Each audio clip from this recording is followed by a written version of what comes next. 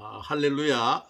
우리 사랑하는 우리 중앙은혜교회 성도 여러분, 이번 주도 이렇게 여러분을 화면으로 만나게 돼서 얼마나 반갑고 감사한지 모르겠습니다.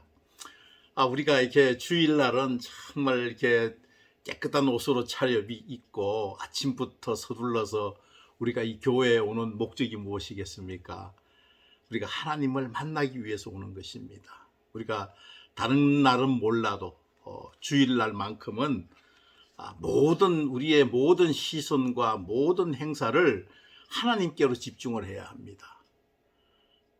그래서 정말 이렇게 귀한 걸음을 하신 분들이 귀한 시간들을 허비하지 않고 정말 하나님을 만나고 돌아갈 수 있는 시간이 되도록 여러분들에게 다시 한번 당부하고 싶습니다.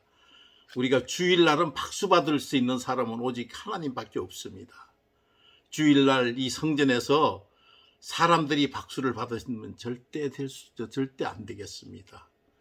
하나님이 박수를 받을 수 있도록 우리가 집중을 하고 주일만큼은 하나님으로부터 내 마음이 다 채워질 수 있도록 하나님과 교제가 온전히 이루어질 수 있는 날이 될 수 있도록 여러분 힘써주시면 감사하겠습니다. 우선 우리가 오늘 하나님께 한번 영광의 박수 한번 올리겠습니다. 박수 한번 올려주시고, 또 우리 옆에 계신 분들 오른쪽부터 오늘 오셔서 축복입니다. 감사합니다. 사랑합니다. 또 옆에 계신 분들하고 또 이렇게 해주시고, 좀 진정으로 좀 한번 해보세요. 사랑합니다. 대충 하지 말고 이렇게 눈도 좀 보고, 눈을 좀 이렇게 맞추고 그렇게 하도록 하세요. 이렇게 오늘은 이렇게 제가 금년에 들어서 계속 룻기를 가지고 여러분들하고 은혜를 나누고 있습니다. 그래서 지난주에는 룻기 강예를 이제 본격적으로 시작을 했는데, 오늘은 룻기의 두 번째 시간, 회복하려는 믿음이라는 제목을 가지고 여러분들하고 은혜를 나누기를 원합니다.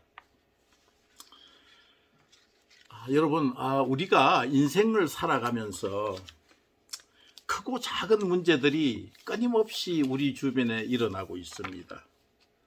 그것은 때로는 우리를 괴롭게 만들기도 하고 또 고민하게 만들기도 하고 때로는 우리를 절망의 낭떠러지로 몰아가기도 합니다.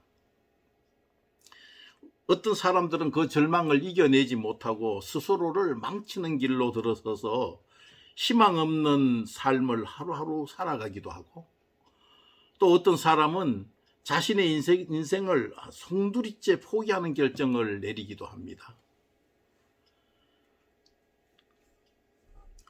이렇게 우리에게 실망과 좌절의 고난이 올 때 그리스도인들은 이것을 어떻게 이겨낼 수 있는지, 또 이에 대한 방법을 오늘 읽은 본문에서 함께 한번 찾아보고 은혜를 나눌 수 있도록 마음을 가다듬고 집중해 주시면 감사하겠습니다. 사랑하는 성도 여러분, 오늘 본문에는 남편을 잃고 인생의 한가운데 내몰린 3명의 여인들이 등장을 하게 됩니다. 그들은 잃어버린 인생의 회복을 하기 위해서 베들레헴으로 돌아가는 길 위에서 서로의 안위를 염려하는 대화를 나누는 장면이 오늘 본문의 이렇게 내용입니다. 그들은 등에 지고 있는 보따리 하나밖에 없는 아주 초라한 모습이지만 가던 길을 멈추고 서로의 장래를 위하여 더 나은 길을 가도록 염려해주고 있는 아름다운 장면이기도 합니다. 저는 이 설교를 준비하기 위하여 며칠 동안 이 광경을 깊이 묵상하기 시작했습니다.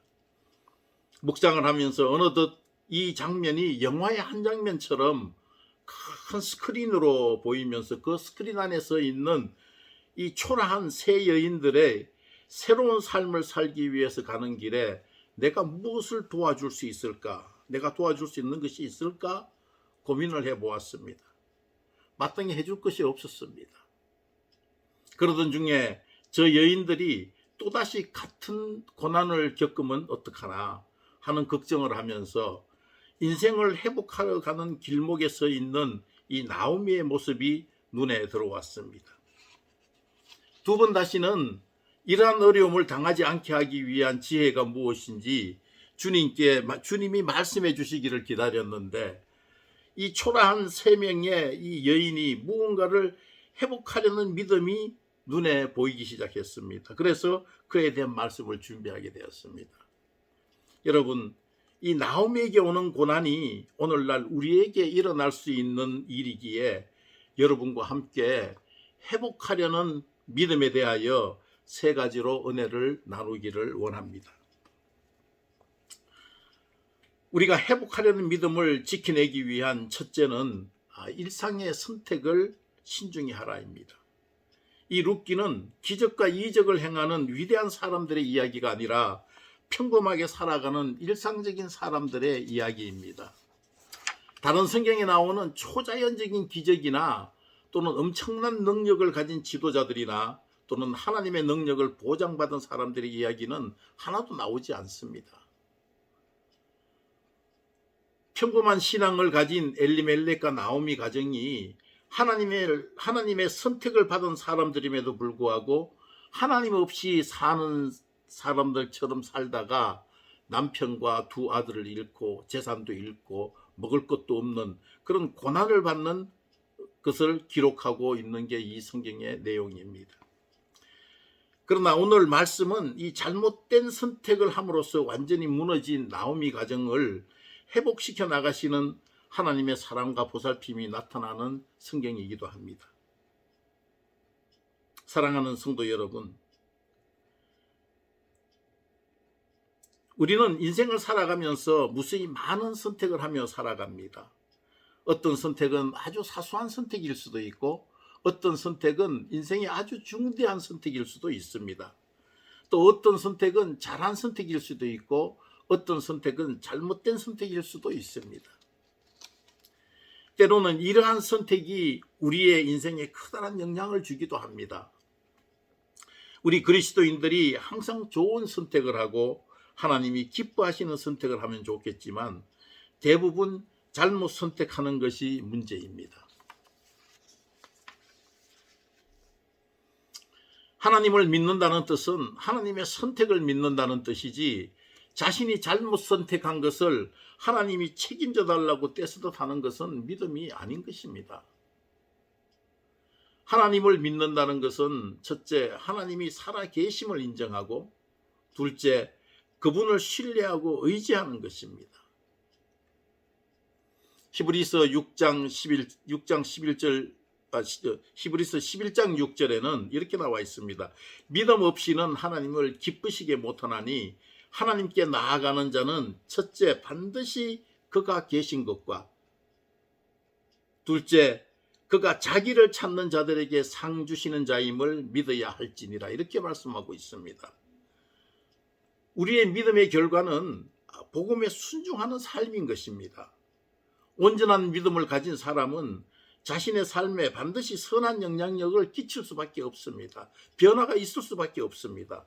따라서 자신의 삶도 선한 영향력으로 바뀌어가게 되는 것입니다. 우리는 하나님을 믿는다고 말하면서 하나님과 상관이 없는 하나님의 뜻과 전혀 다른 선택을 하기도 하고 나의 믿음이 있게 한 십자가의 신앙을 생각하기보다는 현재 눈에 보이는 것에 집착하여 선택한다는 데 문제가 있는 것입니다. 우리의 삶에 여러 가지 선택의 순간이 찾아왔을 때 하나님의 생각을 따르려는 어떠한 의지가 없는 행동으로 결정하게 된다면 그것은 하나님을 믿는 신앙이 아닌 불신앙이 행동으로 나타날 수밖에 없는 것입니다. 사랑하는 성도 여러분, 여러분은 지난 한 해 동안 어떠한 선택을 해오셨습니까?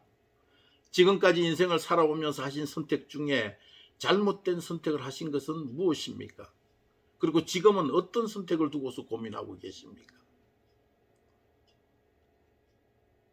우리는 예상하지 못했던 고난이 닥쳐오면 대부분은 하나님 제게 왜 이러십니까? 하나님 제가 뭘 잘못했다고 저에게 이러시는 겁니까? 라고 먼저 하나님을 원망하게 됩니다. 또한 자신의 선택으로 일어난 고난임에도 불구하고 하나님을 원망합니다. 룻기에 등장한 이 나오미도 베들레헴으로 돌아와서 이러한 불평이 가득한 행동을 스스럼 없이 하고 있는 것을 성경이 기록하고 있습니다. 룻기 1장 13절, 20절, 21절에 보면은 이렇게 나와 있습니다. 13절에 하나님의 손이 나를 치셨습니다 라고 이야기하고 있습니다. 하나님이 나오미를 치셨다고 말한 기록이 있습니까? 없습니다. 20절에 보니까 이는 전능자가 나를 심히 괴롭게 하였습니다. 하나님이 나오미를 괴롭게 했다는 기록이 있습니까? 없습니다. 자신의 선택으로 자초한 고난임에도 불구하고 하나님을 원망하고 있는 것입니다. 21절에 보니까 내가 풍족하게 나갔더니 여호와께서 나로 비어 돌아오게 하셨느니라. 또 여호와께서 나를 징벌하셨고 전능자가 나를 괴롭게 하셨거늘 너희가 어찌 나를 나오미라고 부르느냐라는 대목이 나옵니다. 룻기 어디에도 하나님이 나오미를 징벌하고 괴롭게 하고 망하게 했다는 기록이 없습니다. 이 룻기의 특이한 점 하나는 하나님이 직접 등장하지 않는 성경입니다. 지금 이 장면들은 마치 나오미 자신이 가기 싫어하는 모압 땅에 하나님께서 억지로 보내어서 고통을 겪게 했다는 것으로 보이는 장면 아닙니까? 하나님은 우리에게 이유 없는 고통이나 아무런 경고 없이 시련을 주시는 분은 아닙니다. 예레미야 29장 11절에는 하나님의 생각이 기록되어 있습니다. 나 여호와의 말씀이니라. 너희를 향한 나의 생각을 내가 아나니 평안이지 재앙이 아니니라.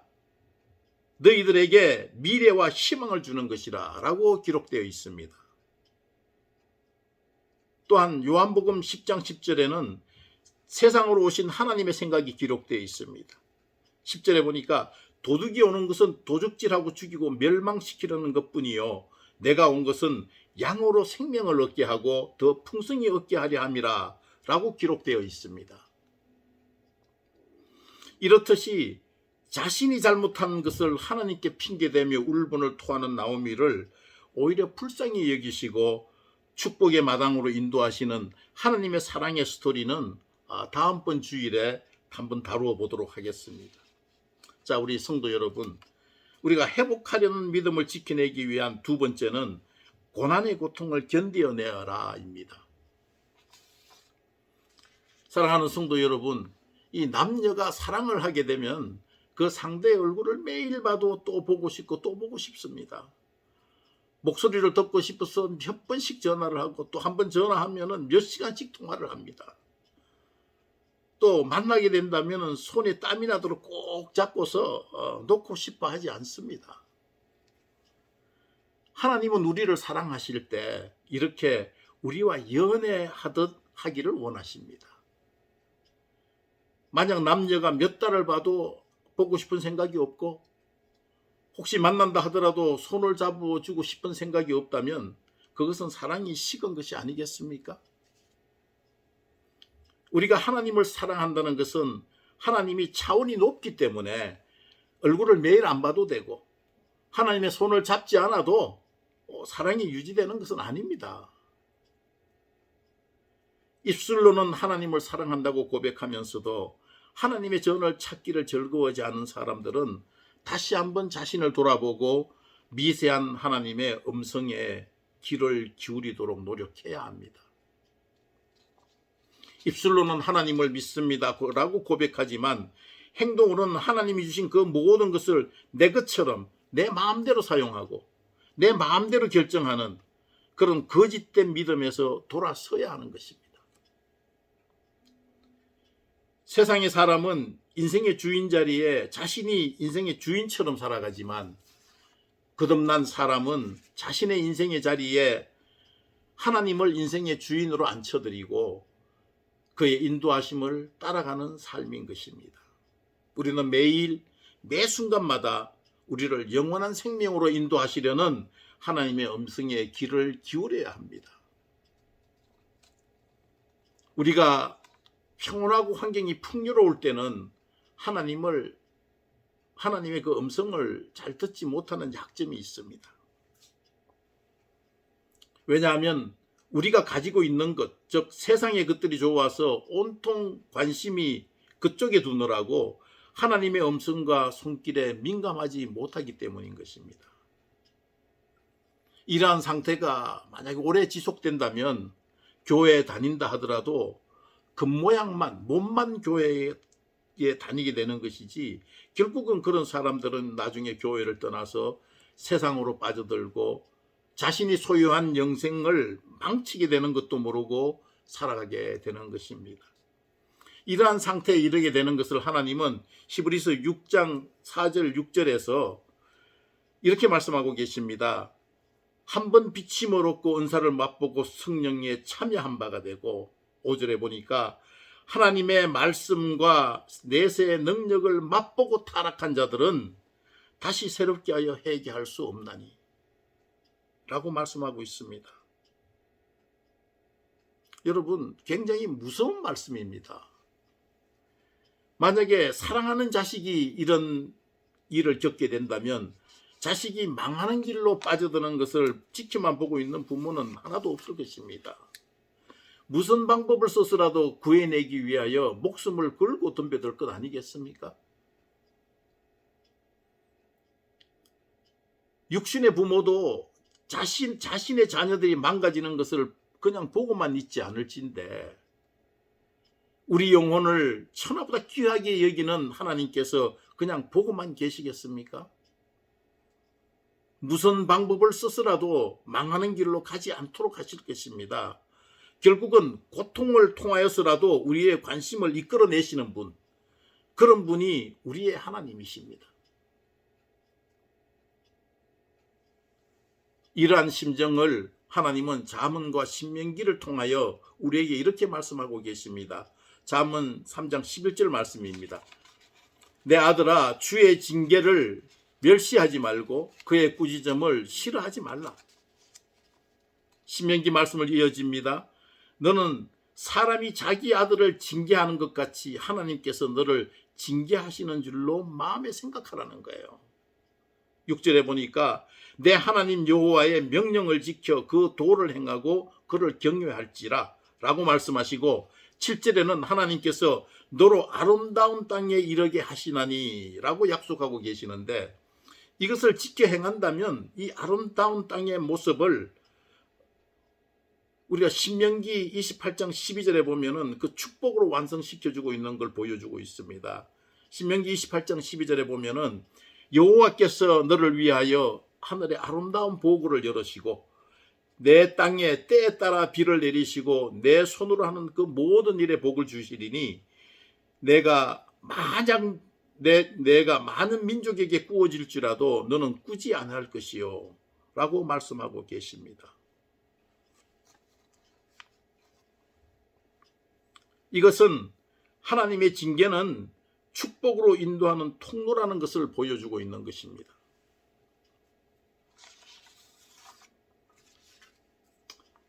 이러하듯 하나님의 징계의 고통은 꾸지람하는 체벌이 아닙니다. 하나님께로 돌아오라는 신호입니다. 그렇게 견뎌낸다면 하나님은 다시 평안을 찾게 하시며 더 나은 미래와 희망을 주시겠다는 약속인 것입니다. 사랑하는 성도 여러분, 사사들의 시대에 주신 이 흉년의 징계는 너희 멋대로 살지 말고 하나님께로 돌아오라는 하나님의 경고의 음성이었던 것입니다. 베들레헴에 들은 흉년은 그때 연장선상에서 이루어진 것이었습니다. 쉽게 말하면 단체 기합 같은 거였어요.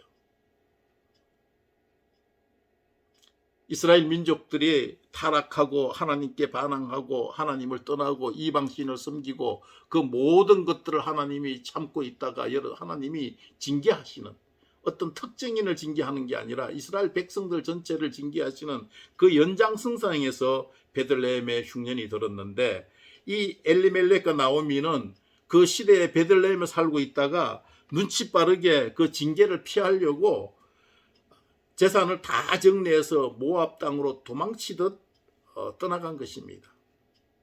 그 결과로 남편과 아들들이 그 땅에서 죽고 하나님이 다시 베들레헴을 회복시켰다는 소식을 듣고 다시 고향 베들레헴으로 돌아가기 위하여 첫발을 내디디는 장면이 오늘 본문의 말씀인 것입니다.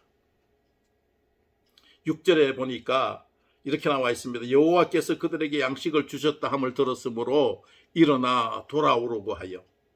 7절에 보니까 함께 유다 땅으로 돌아오려고. 8절에 보니까 어미의 집으로 돌아가라. 또 10절에 보니까 어머니의 백성에게로 돌아가겠나이다. 11절에 보니까 내 딸들아 돌아가라. 12절에도 돌이켜 너희 길로 가라. 온통 돌아가라 가라 말씀입니다. 그러나 이 9절에는 돌아가라는 길이 두 종류가 있다는 것을 보여주고 있습니다. 우리가 돌아가는 길에도 선택이 필요하다는 것을 알 수 있습니다. 6절, 7절, 10절에 이 돌아오려는 것은 올바른 길로 가는 것이고 8절, 11절, 12절에 이 돌아간다는 뜻은 잘못된 길로 가는 것이기 때문입니다. 오늘은 올바른 길로 돌아가는 것만 말씀드리고자 합니다. 자, 여러분, 이 돌아오려고 하는 이 단어에는 장소를 이동한다는 뜻도 있지만 영적으로는 회개의 의미를 포함하고 있습니다. 베들레헴에 하나님이 양식을 주셨다는 소식을 소문으로 전해 들은 나오미는 이 베들레헴을 떠난 것을 깊이 후회했을 것입니다. 잘 살기 위하여 피신하여 모압 땅으로 왔는데 그 모압 땅에서 겪었던 고난을 통해서 이 나오미는 비로소 베들레헴으로 돌아가야 살 수 있겠다는 것을 깨닫고 그 회복하려는 믿음을 가지고 이 모압 땅에서의 삶을 정리할 수가 있었을 것입니다. 나오미는 자신의 가족에게 일어난 일이 억울한 하나님의 징계라고 생각하고 있는 것은 변함이 없지만 그러나 완전히 좌절하거나 포기하지 않고 시련을 견뎌냄으로써 새로운 삶을 살 수 있는 기회를 얻은 것입니다. 고난이라는 캄캄하고 긴 터널을 걸어온 후에야 비로소 그 터널 끝에 희미하게 보이는 빛을 향하여 걸어갈 수 있는 선택을 하게 된 것입니다. 그리고 하나님의 음성에 귀 기울이며 십수년 전에 떠나왔던 베들레헴으로 돌아가는 결심을 하게 된 것입니다. 사랑하는 성도 여러분, 우리가 회복하려는 믿음을 지킬 수 있는 또 세 번째는 있어야 할 자리로 돌아가자입니다. 그동안에 우리의 삶이 무조건 잘못되었다는 것은 아닙니다. 그렇지만 돌이켜야 할 것이 있다면 돌이킬 때 회복의 은혜가 있는 것입니다. 이 시간을 통하여 인생을 내 멋대로, 내 마음대로, 내 고집대로 산 것이 없는지를 우리가 돌아보는 시간이 되시기를 원합니다. 우리가 힘들고 어려워서 나더러 어찌 살라 하십니까? 라는 신음소리가 난다 할지라도 우리가 있어야 할 자리는 하나님의 품 안이 아니어야 하는 것입니다. 우리가 세상에서 힘들고 괴로울 때면 고향이 그리워집니다. 더 외롭고 힘이 들 때는 아버지 집에 돌아가고 싶은 생각이 간절해집니다. 그곳에는 따뜻한 엄마의 품도 있고 진심으로 나를 위로해 줄 가족도 있고 먹을 것이 좀 부족하다 할지라도 안심이 되고 마음이 편하여지기 때문입니다. 어떤 시인은 고향에 대해서 이렇게 표현하고 있습니다. 고향은 우리가 길을 가다가 뒤로 자빠져도 흙과 풀이 나를 감싸준다 라고 표현하고 있습니다. 여러분, 우리 그리스도인들이 고난을 겪을 때 돌아가야 할 곳은 어디겠습니까? 환난을 겪을 때 돌아가야 될 곳이 어디이겠습니까? 우리 그리스도인들은 이 모두가 돌아가야 할 곳은 하나님의 은혜가 있는 곳으로 가야 합니다. 하나님이 지시한 자리로, 하나님이 부르신 자리로, 순종했던 자리로, 첫 구원에 눈물 흘리며 기뻐했던 자리로, 마음을 쏟아내며 울부짖던 기도의 자리로, 목 놓아 부르던 찬양의 자리로 돌아가야 합니다.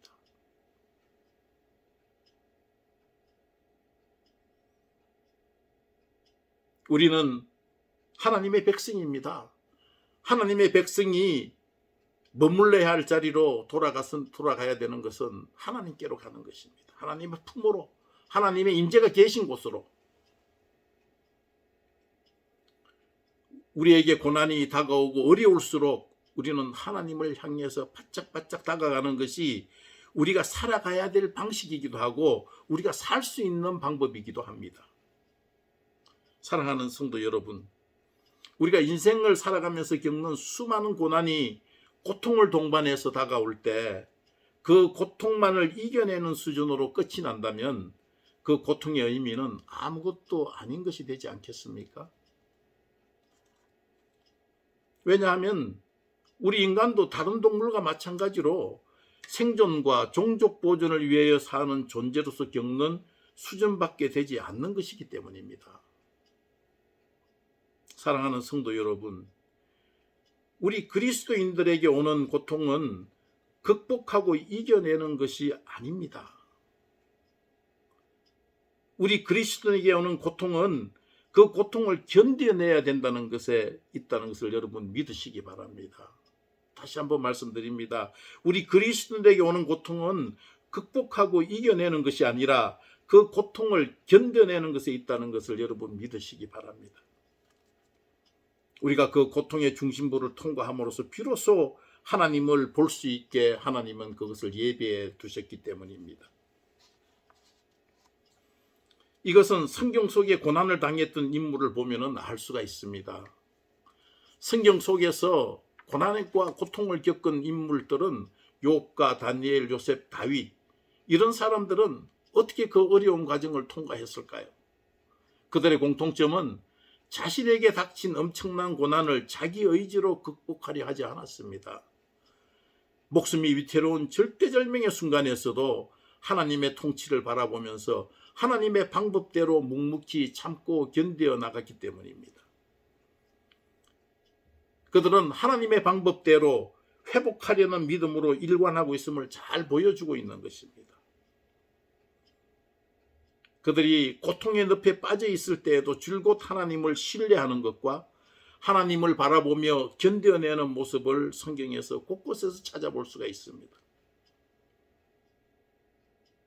여러분, 우리가 가지고 있는 육신으로는 이 고난의 고통이 두렵기는 하지만 언제나 신실하신 하나님의 보호하심을 믿고 그 고통을 통과한 후에 보이는 하나님을 만나야 하기 때문입니다. 만약 우리가 고난의 긴 터널을 지나게 된다면 모두 주님의 임재가 충만한 하나님의 전으로 오시기 바랍니다. 믿음의 공동체로 들어가시기 바랍니다. 신실한 자들이 기도하는 곳으로 가시기 바랍니다. 우리는 고통스러울수록 충만한 하나님의 임재가 있는 공동체에서, 교회에서 엎드려 기도하시기를 바랍니다. 우리가 예수를 믿는다고 해서 고난과 고통이 우리를 피해가는 것은 아닙니다. 예수를 믿어도 고난과 고통은 똑같이 겪게 됩니다. 다만 하나님은 우리에게 고난의 고통을 견딜 수 있는 힘을 주시고 도우시는 것입니다.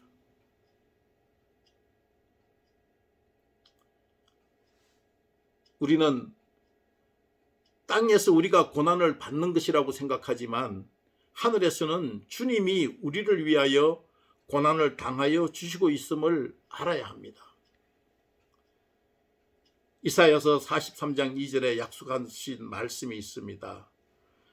내가 물 가운데로 지날 때 내가 함께 할 것이라.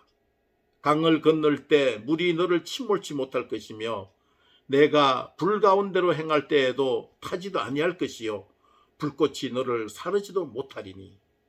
그렇습니다. 우리는 우리 대신 고난을 당하여 주시는 주님 품에 안긴 채로 우리는 고난의 강을 안전하게 건너고 있다는 것을 꼭 기억하시기 바랍니다. 사랑하는 성도 여러분, 우리의 작은 고통에도 우리의 작은 고통에도 응답하시고 신음하는 소리에도 응답하시는 그 하나님을 신뢰하기만 한다면 고통을 통과할 때 하나님이 나를 안고 건너주시는 회복하는 믿음의 은혜가 있을 것입니다. 성경 욥기 말씀으로 오늘 말씀을 끝맺으려 합니다. 다 같이 한번 함께 읽어보도록 하겠습니다.